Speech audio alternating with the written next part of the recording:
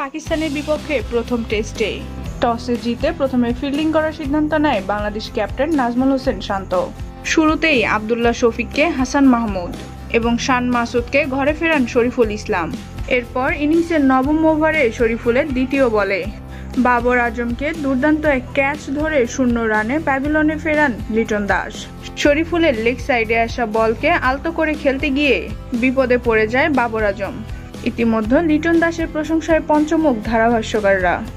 অন্যদিকে মাত্র 16 রানে 3 উইকেট হারিয়ে বিপদে পাকিস্তানের বিপক্ষে 16 টেস্টে একটিরও জয় নেই বাংলাদেশের।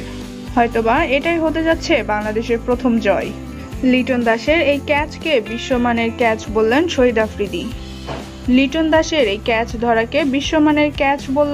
আফ্রিদি।